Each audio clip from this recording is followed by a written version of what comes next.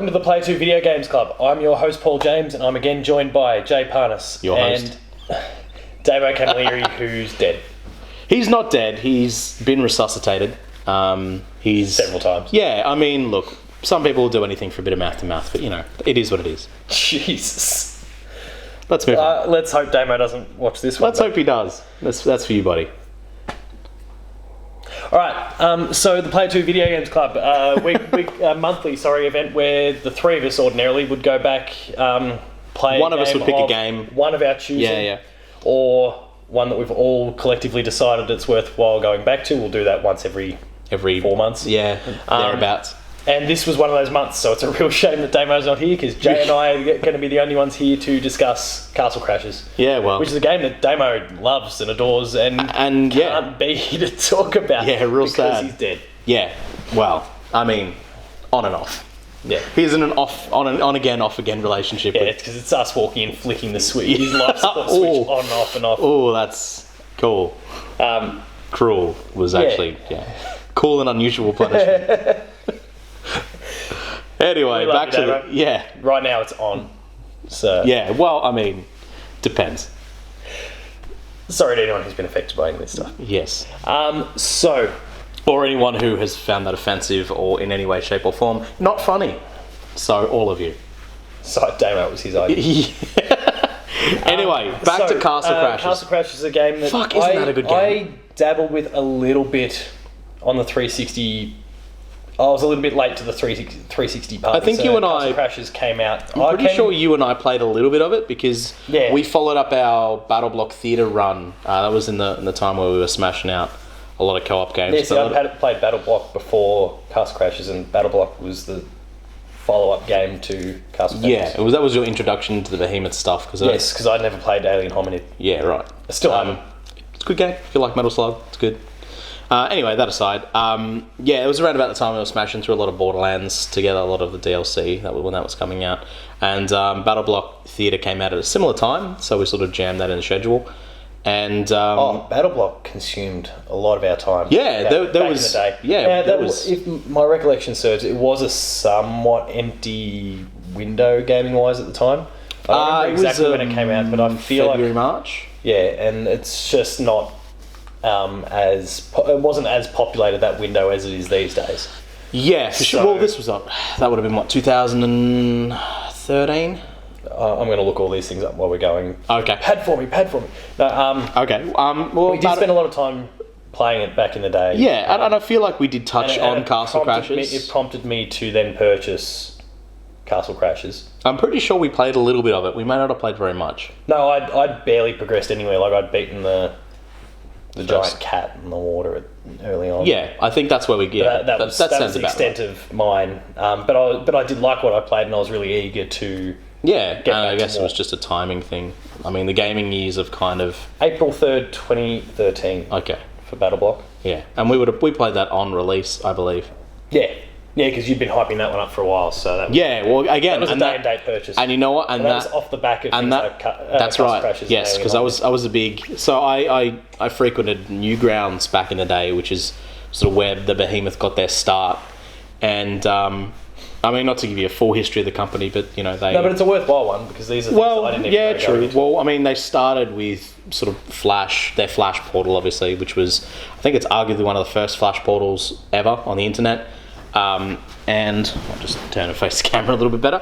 But basically, they had this combination of artist who, back in the day, was known as Singe, Dan Paladin, and the owner, Tom Fulp. They kind of put together the Flash game Alien Hominid, and it was basically just the first level.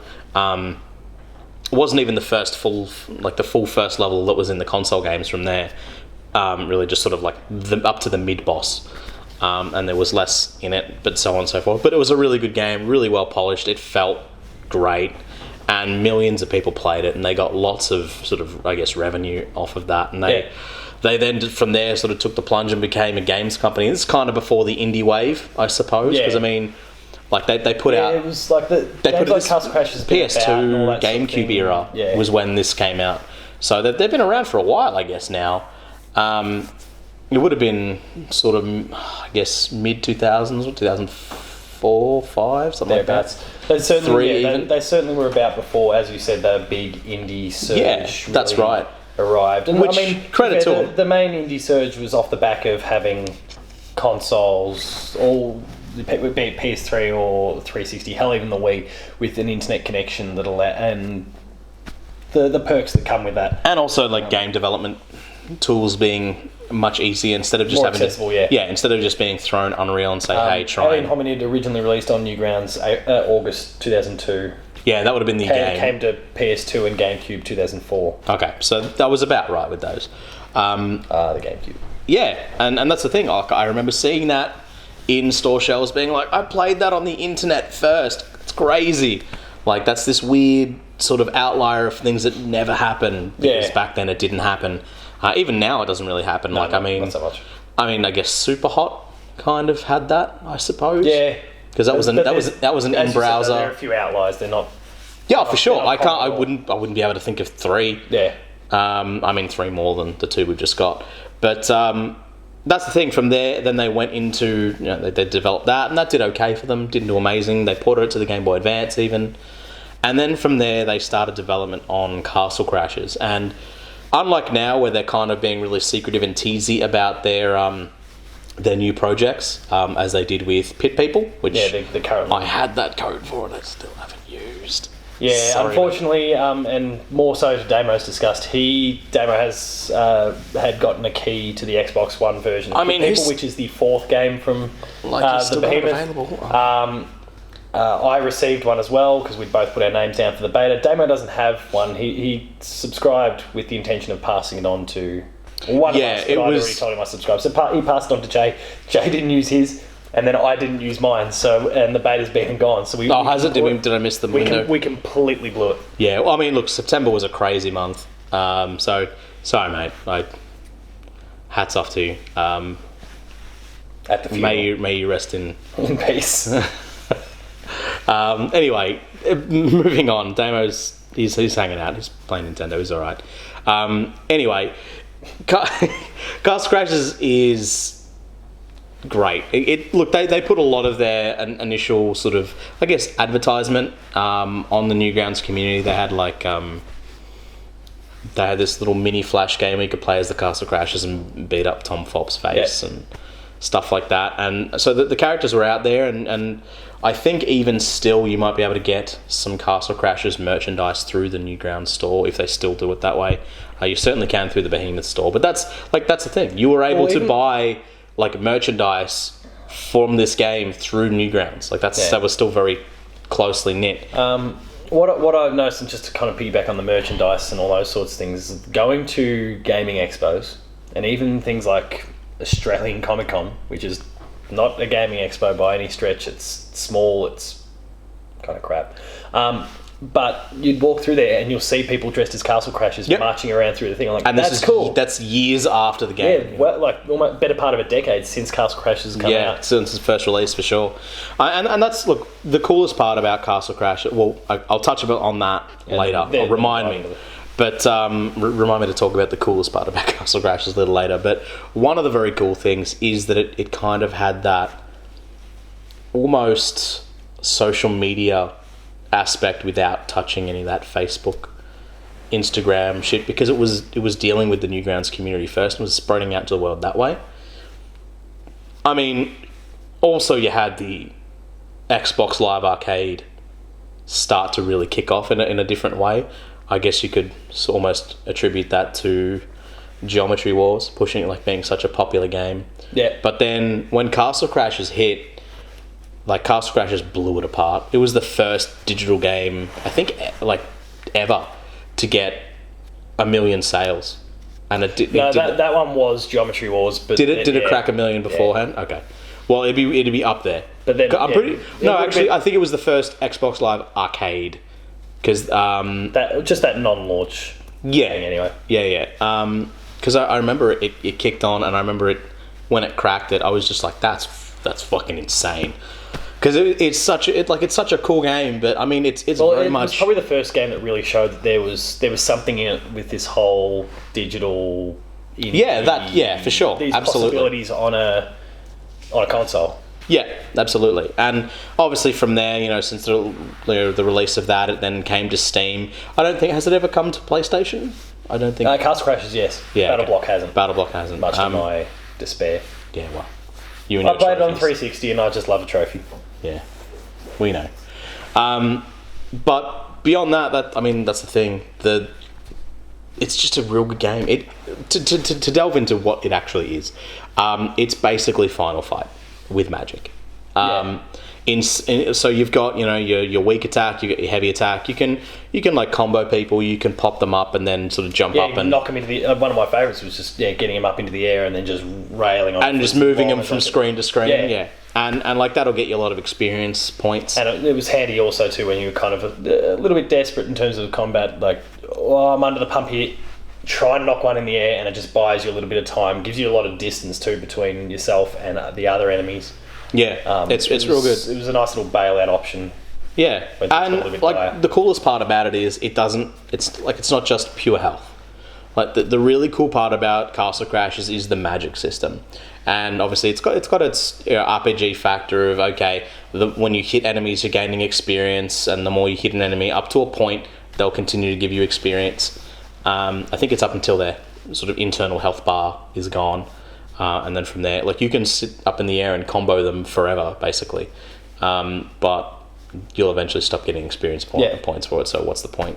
But from there, like you can put points into your strength, your magic, your defense, and your agility, and all of them obviously have this other counterpoint of so strength is out for how much damage I deal, which is just all sort of brute force. Then your magic will not only at certain points in the magic meter you'll actually learn a new magic skill. Then your health is also your defense is basically how much hit points you get and how much those values matter to you. And also your agility is your movement around screen, which is really important for those who have played Final Fight and what's another one of those sorts of games? Like I'm trying to think. Streets of Rage, Double Dragons, and those. Yeah, Double Dragon, Streets of Rage, those sorts of games.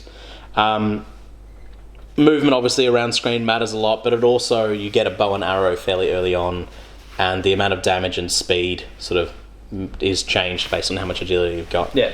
Then from there, obviously you've got weapons that modify that, and they're collectible and hidden, and that's great to hunt for. I'm sure you had a bit of fun with that as well. Yep. Seeing that was just sort of everywhere, and there was kind of this sort of Christmas type feel, how it's like, hey, yeah, cool, they got this new thing, and how does it affect my stats, and so on and so forth.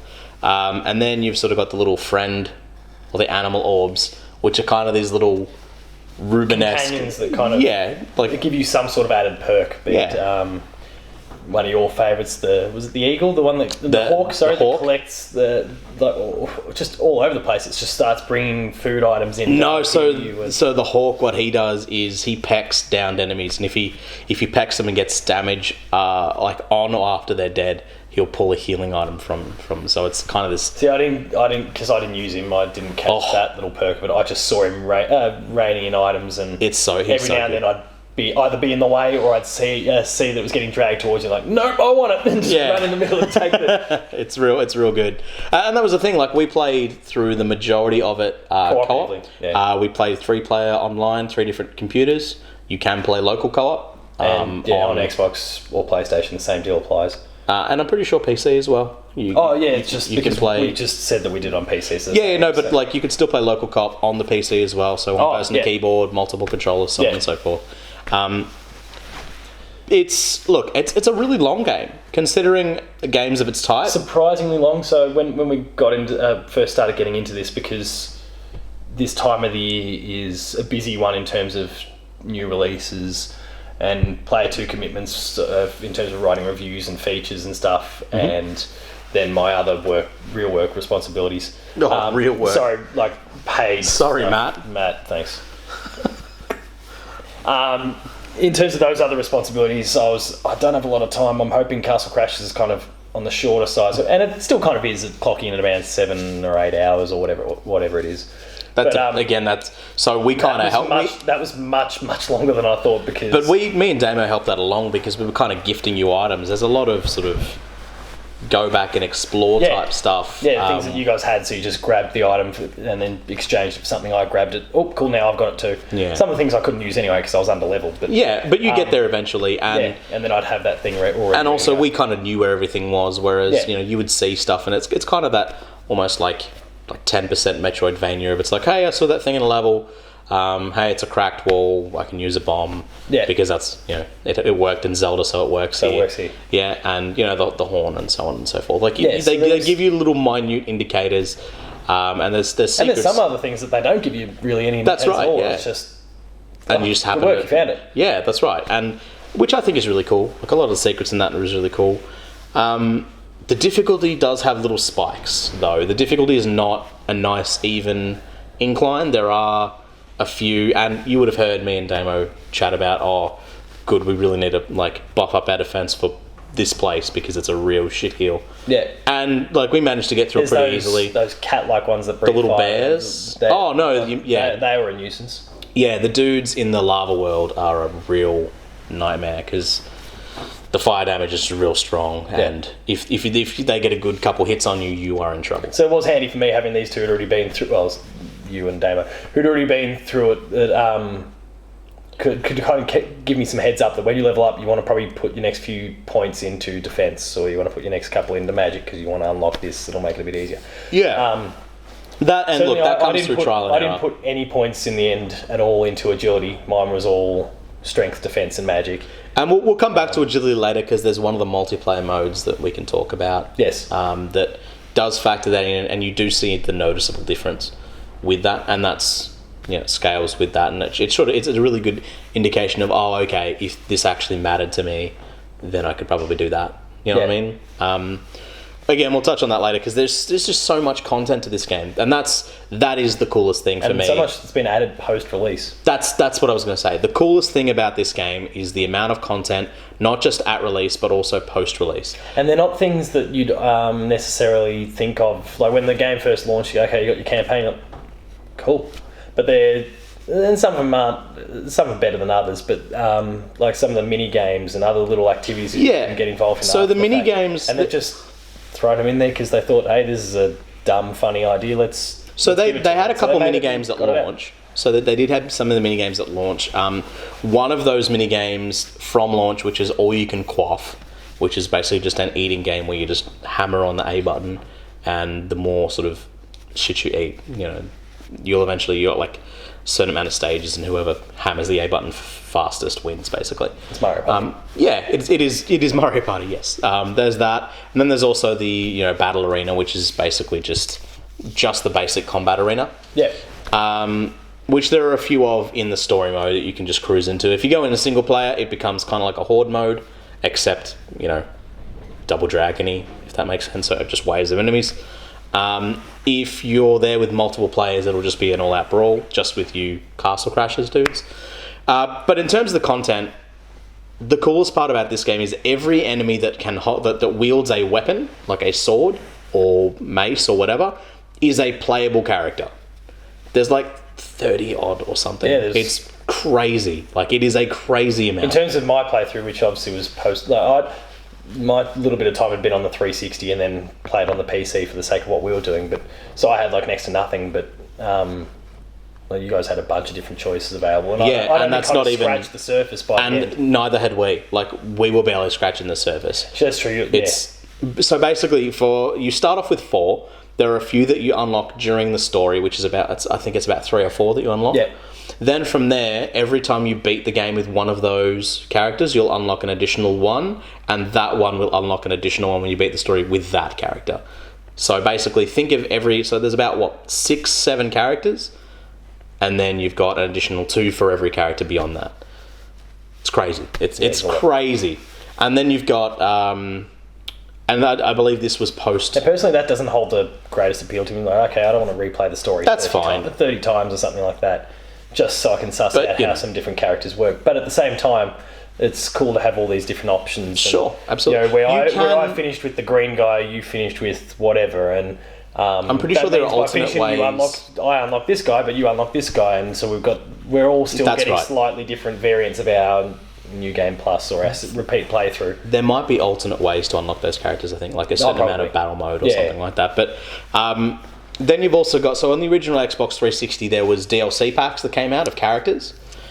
Since then, obviously, it's now come to the Xbox One, and it's come... PS3 and... Yeah, it came to PS3 and also obviously on Steam, and Steam's been updated in addition to that since. That content was actually integrated into that for free, but you need to beat the game sort of on first time and then again on what's called their insane mode. It very much works like sort of Zelda, where it's like your Adventure 2, where it's way, way harder. Yeah.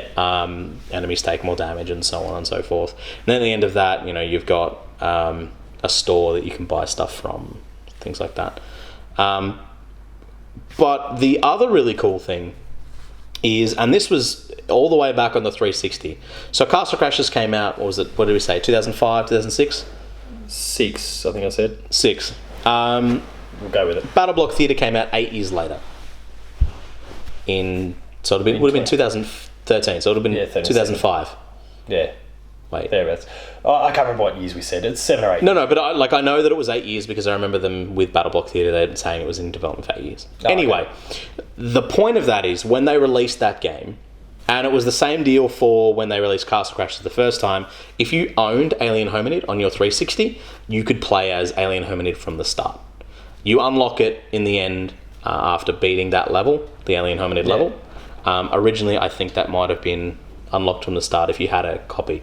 Now, if you had a copy of Battle Block Theatre, they actually put Hattie Haddington, who's kind of like one of the main characters in that game, as a playable character in a game they put out 8 years prior. They went back to Castle Crashers and added in that content, added in the character. He's got all his own unique magic. They added in an animal orb. Hattie Haddington is a gun. He's a champion. He's a champion. Just an awesome character. He's got his own unique weapon, which you can use with other characters once you've got it. And the animal orb, the little golden whale, which was from Battle Block Theatre as well. Unique to that game also. And again, if you own that game on the 360, you automatically unlock him in your game. Yeah. Now, I think there's a way you can get it on Steam. It might be similar. It might not be. You might be able to unlock it sort of post-game, all that sort of stuff. But again, really cool that they went back and they added content to their old game for free. Yeah. And they've done that again with the sort of updated version. They put in the new mode that I was showing you, it's where you had to move using the face buttons. Oh, yeah. Was it the Barbarian Chase or something like that? Something to that effect, where it was basically messing with your head. You were getting chased by a bunch of enemies. They'd gradually get introduced into the battlefield. It was kind of like chess piece movement. Chess pieces, getting moved around. Or like checkers, I guess. It's only one move, one square, one space. In any direction. But for you to go down, there might be an arrow that is like you got arrows pointing left, up, down, left and right. Yeah, they weren't pointing the direction you were going. The direction you want to go, so and they were forcing you to think and.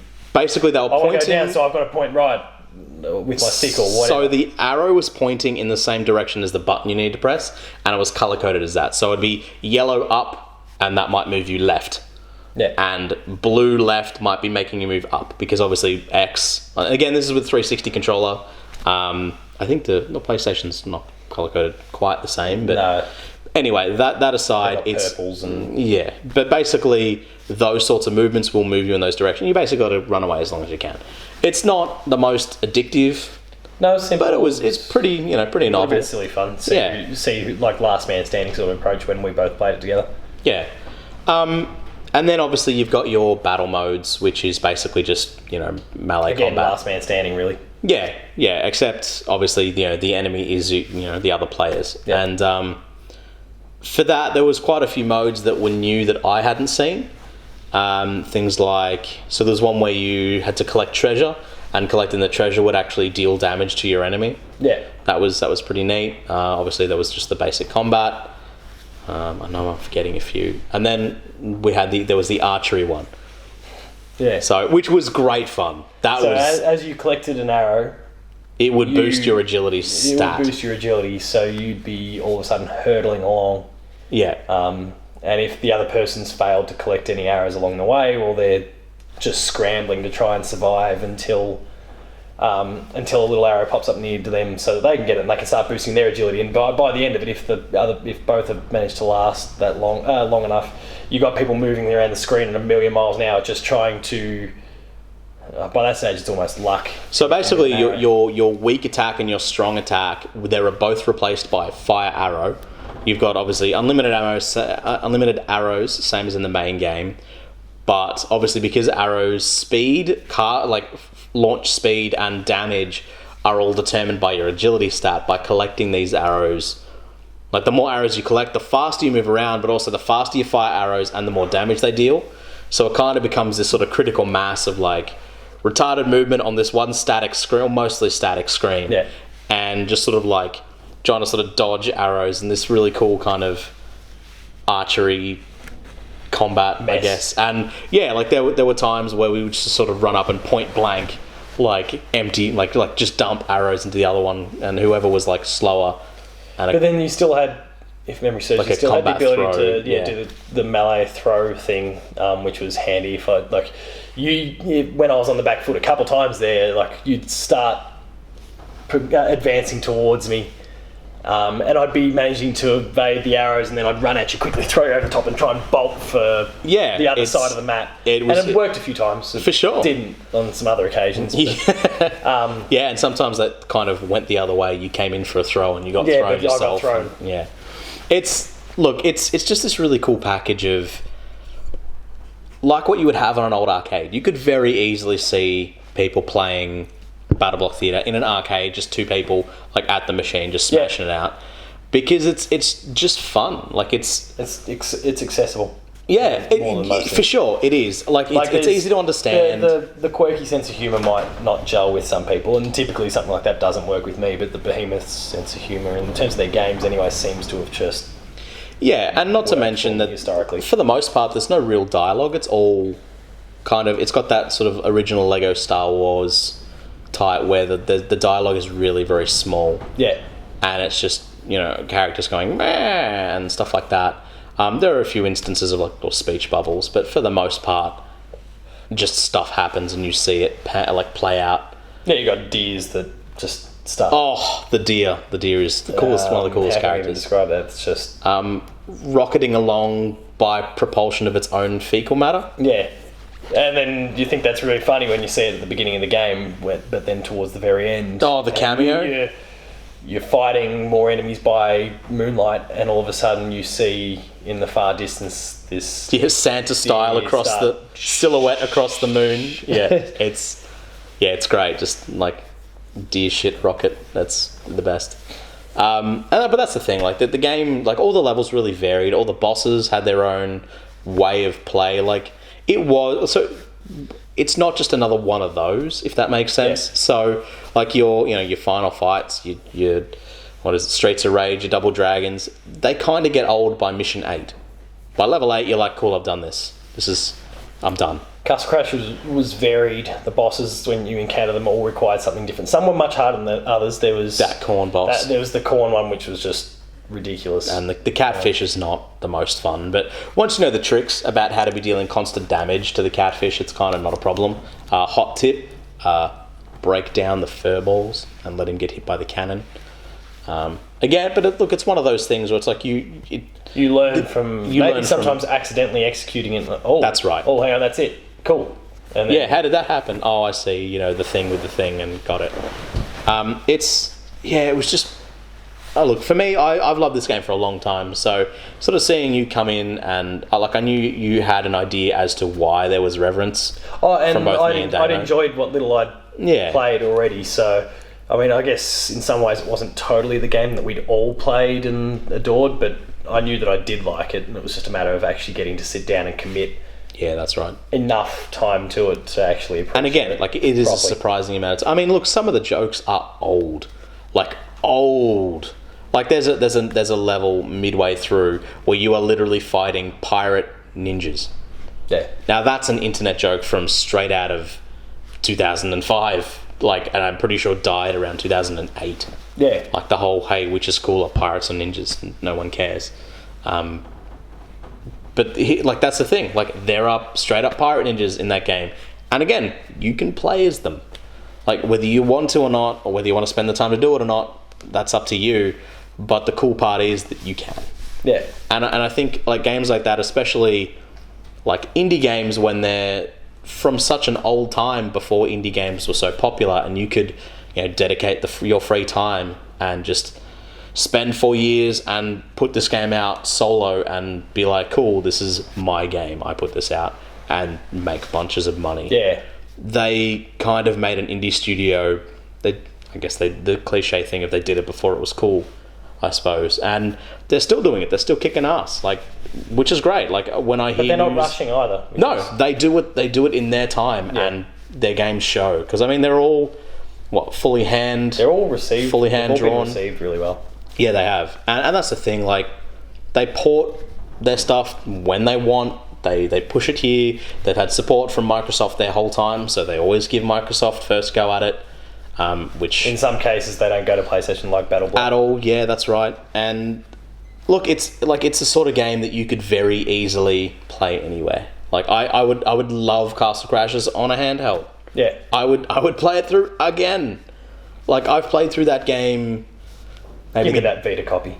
The better part of 8 times I've finished Castle Crashers on different. Like, I've played it maybe 3 times, or no, probably about 4 or 5 times on my Xbox, and then maybe 2 or 3 times. If you're on the PC, and then obviously the one that we played through as well, and also once on my Xbox One as well. So, like, it's just a fun game, and it doesn't really get boring because it's simple, I guess. But it's because it is so varied. It's like, oh, cool, this place. I really love it. The sound is great. The music's great. All of that came from the Newgrounds audio portal, which I assume still exists. But basically back in the day, it was just people would just submit it. And so they went to people and was just like, hey, your music's cool. Can we put it in our video game? You're posting it on our website. How does that sound? Yeah. Yes, done. Cool, you're in the credits. That's awesome. That's like, they did that for Hotline Miami, and look at how well received the soundtrack was for that. They did that with Bandcamp. Same deal. Except it was kind of under their own umbrella. It's just like, it's awesome, man. Like,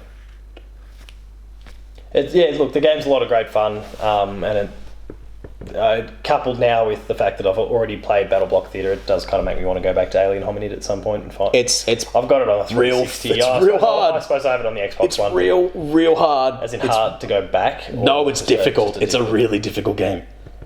But it kind of makes me want to go and explore it a little bit and kind of see in some ways how it all began. And makes you excited for people. Yeah. Because they've never made the same game twice. I mean, you look at... Makes me super disappointed that I didn't try the beta out. Yeah. Oh, look, the fact that I was so... I just didn't have the time. No, we just got... It was a bad timing. It was a bad... Yeah. I mean, if it had been maybe in June, probably would have been fine. But yeah. You're the one that should feel real guilty because Damo gave you a code. You could have given it to some other mate and he gave it to you. I do. Thank you for doing that to me. Thanks. Cool. Dick. But look, it does. Like, I do. I feel like shit. But at the end of the day, like, no, I know there's no real hard feelings, but that's like, most of that is because I'm a big fan of the Behemoth. Yeah. And like, I'll plug their shit when I can, whenever relevant, because they're just real good. They're real solid. Like, they made like a Metal Slug game for their first game. They made a Final Fight game for their second game. They made a... whatever BattleBlock is. A platformer, I guess. 2D platformer. But almost like pre-Mario Maker, because like they had full level editing tools for that sort of stuff. True. Like, well and truly before. Like, if that shit was on the Wii U and you had touchscreen for it, get out of it. Like, easy. And that's the thing, like, they've done all these things, and now they're making almost like a tactics turn-based type thing, I think. Yeah. Something like that. I don't even... That's the thing. They've kept, like you said, they're genre benders. This one pretty close to their chest as well. Yeah, they have, very much so. But I mean, that's the thing. Like, they're bending genres every time they do it, because BattleBlock Theatre, not exactly your average platformer. Yeah. It's more of it, like, it's also kind of a puzzle game. And then Castle Crashers, also kind of an RPG. And then Alien Hominid, it's also kind of fucking difficult. Like, it's... And again, that was their first game, and they didn't shy away from it. Like, people say now, games being ballsy to make them hard. You know, they've been doing it for a long time, and... No, but I mean, that's a whole other argument we can get into, but that's only because back in the day they were hard, and then they just... stopped, yeah. And look, head down the spectrum. I personally think that they've got a lot of pedigree with what they're doing, because they've never steered me wrong. But like Castle Crashers specifically, it's like it controls real tight. You always feel like you are doing the thing that you want to be doing. It gets kind of chaotic, but nothing that it's like, oh, fucking throw your controller around. There was even the corner one though. It was just it became a grind, but we knew that we could do it. We just had to be patient. And I mean, there's nothing wrong with that. Warned me because we had to wrap up one night playing solo, and I just figured I'd just jump in the next day. And you were warning me that it was going to be especially difficult, and it actually surprised me in that it wasn't super difficult. I think I died maybe twice across the... It can be if you're not ready. So like the bosses towards the end, you've got the painter, where if you're not careful, you can blow it, because like if you hit any of his paintings, it's damage to you straight away. And there's a few secrets with them too. If you kill him with particular paintings on screen, like the unicorn, that's where you get the unicorn horn item from. Oh, okay. So on and so forth, and the necromancer can be real tough as well, because he just spawns so many enemies and they deal just so much damage. Yeah. Like if you're lucky, you'll keep getting... I use a couple of sandwiches and smash through a few. Yeah, that they help. They help a lot. It's a power up thing. You become this super tanked crasher. And again, that leads me back into why being able to play as so many different enemies is cool, is because every single one of those characters has a sandwich form, like has a big tanked form, and not all of them you get to see. So like even the Alien Hominid and Hattie Haddington and all of these characters where they've just done all this work from scratch, and it is hand painted stuff or hand drawn the whole game. Crazy, like absolutely insane how much content that they've put into this game. Yeah, they've done a really good job, and I wish them well with what comes next. Yeah, absolutely. Like it's a testament to their work that, like, this is it's a 10, 11-year-old game now, and it's still really popular. It stands up because it's hand drawn. It hasn't aged at all as far as how it looks. Its controls aren't dated because they're as old school as games. Like it's just a fantastic game. And if Damo were here, he'd also agree with most everything that's been said. His praise is glowing when it comes to this. And that's the thing. I may have played with him on Xbox a few times as well. Yeah. Never any problems with online either. Like they're, again, for an indie studio, having really good netcode is important, and they do. There's no real lag. No, I mean sometimes there might be a little bit of lag at one point, but that was because some downloading was going on here. But the way that works is not like game breaky lag. It's not where I thought I hit, actually I'm 10 yards that way. Slow down. Yeah, it just slows the whole game down, which I would argue in a game like that is almost more acceptable. Given the choice of the two, it's better because everyone just slows down. Alright, hang on, we'll just wait for it. Yeah. And then it kicks back in, and there you go. And that was, even then, that wasn't any fault of the game. That was purely the fact that we were downloading a bit of data here at the same time, and it then had the knock-on effect. And I warned them that for about half an hour, things could get a bit choppy. They did on a couple occasions. But yeah, over the course of the whole game, not even that many. It's a real tight game. It's real good. It's fun just to hang out. Like a really good friend of mine, we played just casually. Like for half of it we didn't even like really voice chat. We were just playing, and just sort of jumped into each other's game and just smashed out some Castle Crashers, and that was it. Yeah. And it was like, it's just real good fun. Like it's just one of those games where you can pop in a quarter and fucking go, and you know what I mean. Like it's like a lot of arcade games were trying to suck quarters out of you, if that makes sense. This is one of the ones where it's just like, I'll happily, almost predatory sort of. Yeah, and this is the sort of one of those arcade games where it's just like, oh yeah, I'll give a run through that. Yeah. Like Daytona, you know. Yeah. It's one of those ones where it's like, oh, you see it, and it's like, fuck it, whatever, let's go around. So I guess that's about it. I mean, look, I could go for hours. I could gush about this game. If Damo were here, we'd be going for a lot longer, I suspect. So that's probably a good thing. And he would be a lot more prepared than either of the two of us. Either of us, yeah. And yeah, he really knows that game. Just like really knows that game. I know that game back to front in terms of like where stuff is and where you need to go and what stuff to do, but like he has that ability to convey that to a new starter without being like, hey, here's the things we need to do so the game isn't difficult. Like, for him, he's more like, hey, here's some cool fun stuff we should probably try out. Because it's fun. Yeah, because it's fun and it's silly and all that sort of stuff. Yeah. Also, deers shitting, propelling themselves along. And bears and... all animals shitting themselves. Yeah. Fantastic. Top notch. Improves any game. Yeah, look, Castle Crashers, 10 out of 10. Look, Bioshock was like a 9.5 for most people when it came out. If they had deers that were doing... They were propelling themselves by their own fecal matter. Would have been a 10. It's the difference. Overwatch, could be Game of the Year this year. Would definitely be Game of the Year this year if they had that. I'd vote Destiny. They could do with a few more things as well. Like content. But deers doing that would definitely help. For sure. So, anyway. You are unnecessarily batting at the moment. No, so I was just having a bit of fun at the expense of whatever games I found in the poll. What's next? Recore. That could do with a lot too. Yeah, Recore could do with a few.